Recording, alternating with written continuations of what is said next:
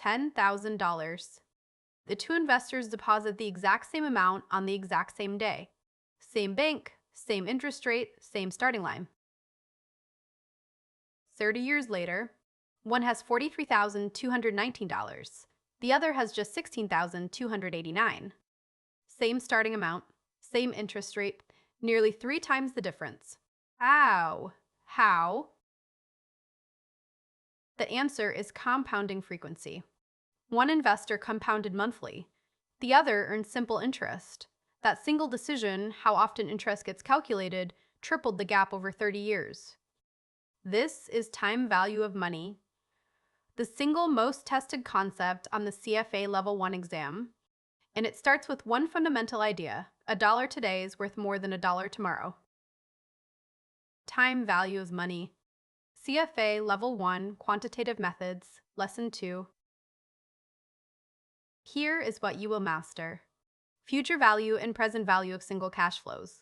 Why $1 today is worth more, with 3 specific reasons. The compounding frequency trap that catches 40% of candidates, EAR versus stated rate and the exact conversion, continuous compounding, the Gordon growth model dividend trap, and 5 exam questions with full step-by-step solutions. If you watched Lesson 1 on interest rates, everything you learned there feeds directly into what we do here. Why is $1 today worth more than $1 tomorrow? 3 specific reasons. First, opportunity cost. You could invest that dollar today and earn a return on it. Every day you wait is a day it is not working for you. If you can earn 5%, then waiting 1 year costs you 5 cents on every dollar. Second, inflation. Prices rise over time. What costs $1 today might cost $1.03 next year. So $1 received next year buys less stuff. Your purchasing power shrinks with every passing day. Third, uncertainty. $1 in your hand is certain. $1 promised next year might not arrive. The borrower might default. The company might go bankrupt. A bird in the hand is worth 2 in the bush. These 3 reasons are why interest rates exist. They are the economic foundation of everything in this lesson. This is the formula that makes the intuition precise. Future value equals present value times the quantity 1 plus r raised to the power n. Let me explain every part. PV is your starting amount, the money you have right now. R is the interest rate per period. If you earn 8% per year, R is 0.08. N is the number of periods. If you invest for 5 years with annual compounding, N is 5. And the 1 plus R part? That is the key insight. We add 1 to R because you keep your original dollar and you earn interest on it. 1.08 means you keep 100% of your money and add 8% more. The exponent n means this happens repeatedly. Each year, the bank multiplies your entire balance, including previous interest, by 1.08. Let me show you compound interest working year by year. Start with $1,000 at 8% annual interest. Year 1, the bank multiplies your $1,000 by 1.08. You now have $1,080. You earned $80 in interest. Year 2, the bank multiplies your entire balance, $1,080, by 1.08. You now have $1,166.40. Notice you did not earn $80 again. You earned $86.40. Why the extra $6.40? Because the bank paid you interest on the $80 you earned in year 1. That extra $640 is compound interest. Year 3, $1,259.71. Year 4, $1,360.49. Year 5, $1,469.33. Each year, the interest earned grows because the base keeps getting larger. That is the power of compounding. $1,469.33. Your original $1,000 grew by $469, and every single dollar of that growth came from one formula applied 5 times. Now reverse it. If someone promises you a payment in the future, what is that promise worth right now? Present value equals future value times 1 plus r raised to the negative n. That negative sign is the entire difference between future value and present value. Instead of growing money forward by multiplying, you shrink it backward by dividing. The intuition is simple. If 1469.33 in 5 years is the future value of $1,000 today at 8%, then $1,000 is the present value of 1469.33 received 5 years from now at 8%. They are mirror images. FV grows forward, PV shrinks backward. Same formula, opposite direction. Now the trap. The exam question that catches roughly 40% of CFA candidates. The question says 8% compounded quarterly. Most students punch 8 into I over Y and 3 into N on their calculator and get the wrong answer. Here is why. Compounded quarterly means interest is calculated 4 times per year. The 8% stated rate is divided among 4 periods. Each quarter you earn 2%. And over 3 years there are 12 quarterly periods, not 3 annual periods. The adjustment is always the same. Divide the stated rate by the number of compounding periods per year. Multiply the number of years by the number of compounding periods per year. This is so important that I want you to say it out loud right now. Divide the rate, multiply the periods. The adjusted formula, FV equals PV times the quantity 1 plus R sub S divided by M, raised to the power M times N. R sub S is the stated annual rate, that is the 8%. M is the number of compounding periods per year. Quarterly means M equals 4. So the periodic rate is R sub S over M, 8 divided by 4 equals 2%. And the total number of periods is M times N, 4 times 3 equals 12. You are not compounding at 8% 3 times. You are compounding at 2% 12 times. Completely different result. Let me show you the damage. The wrong answer, N equals 3, I over Y equals 8%. FV equals $12,597. The correct answer, N equals 12, I over Y equals 2%. FV equals $12,682. $85 difference. On the exam, both numbers will appear as answer choices. The wrong one is the trap. EER versus stated rate. The most important conversion on the CFA exam. EER equals 1 plus R sub S over M raised to the power M minus 1. What is EAR? Think of it as the actual price after hidden fees. The stated rate is the sticker price. EAR is what you actually pay. A credit card might advertise 18% stated rate, but if it compounds monthly, the EAR is 19.56%. That extra 1.56 is the hidden cost of monthly compounding.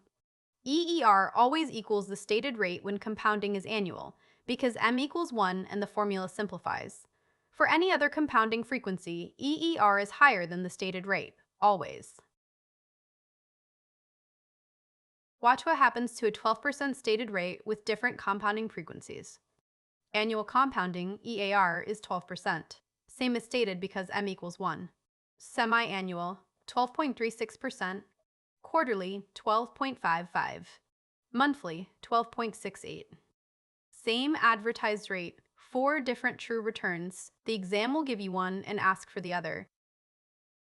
Continuous compounding.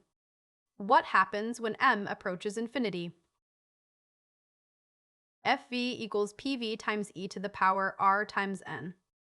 E is Euler's number, approximately 2.71828. It is the mathematical limit of compound interest when you compound infinitely often.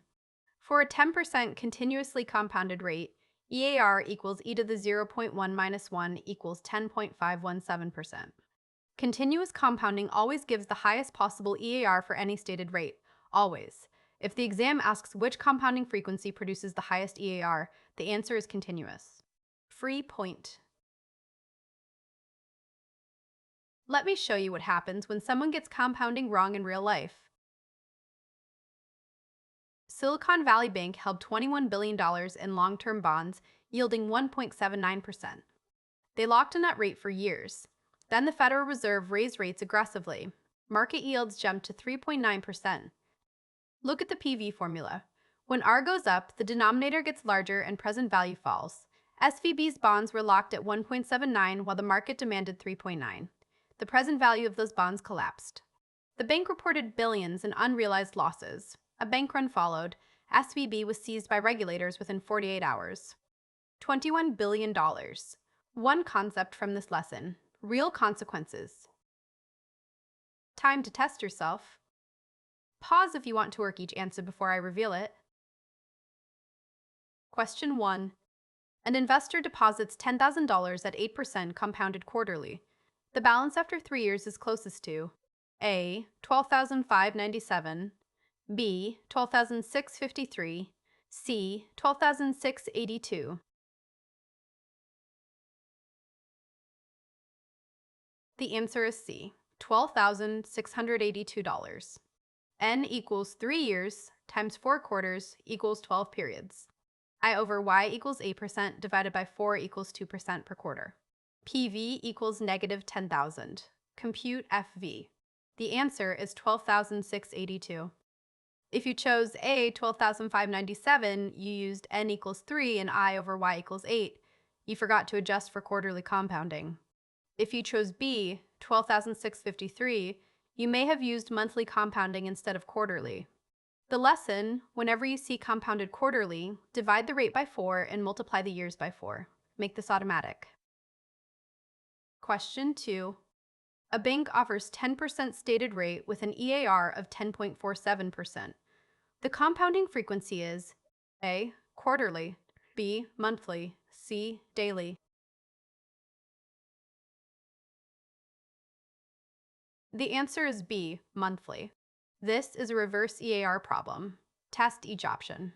Quarterly, 1 plus 0.1 over 4 raised to the 4th minus 1 equals 10.38%. Too low. Monthly, 1 plus 0.1 over 12 raised to the 12th minus 1 equals 10.47%. Exact match. Daily, 1 plus 0.1 over 365 raised to 365 minus 1 equals 10.52%. Too high. The exam tests this direction frequently. Practice going backward from EAR to compounding frequency.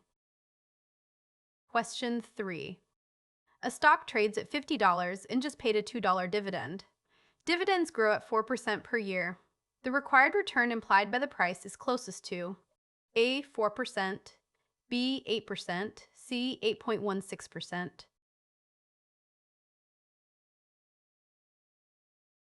The answer is C. 8.16%. Critical first step. The question says just paid, meaning this is D0, the dividend that was already paid. The Gordon growth model uses D1, the next dividend. D1 equals D0 times 1 plus G. $2 times 1.04 equals $2.08. Then R equals D1 divided by P0 plus G. 2.08 divided by 50 equals 4.16%. Add the growth rate of 4%. Required return equals 8.16%.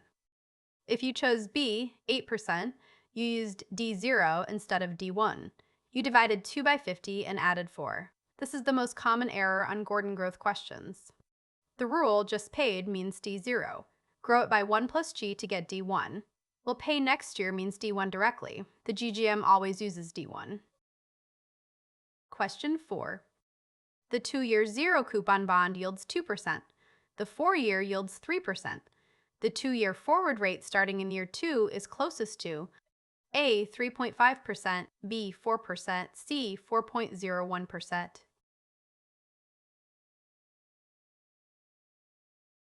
The answer is C. 4.01%.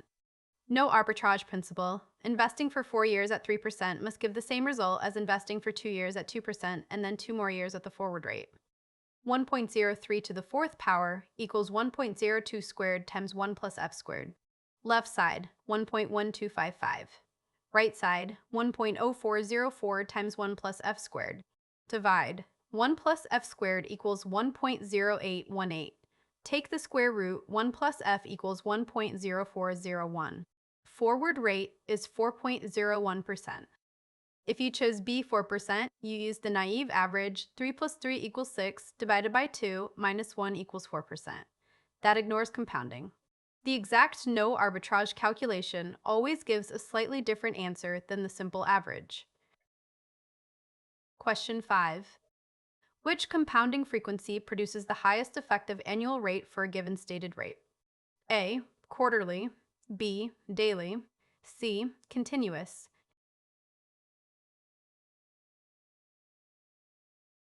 The answer is C. Continuous. As compounding frequency increases, EAR increases. Quarterly is higher than annual, monthly is higher than quarterly, daily is higher than monthly. Continuous is the mathematical limit. You cannot compound more frequently than continuously. EAR equals e to the r minus 1. This is a free point. The hierarchy is always continuous is greater than daily, is greater than monthly, is greater than quarterly, is greater than semi-annual, is greater than annual.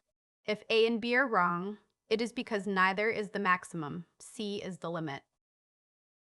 Cheat sheet. Pause this now and screenshot it. Every formula you need for TVM on one screen.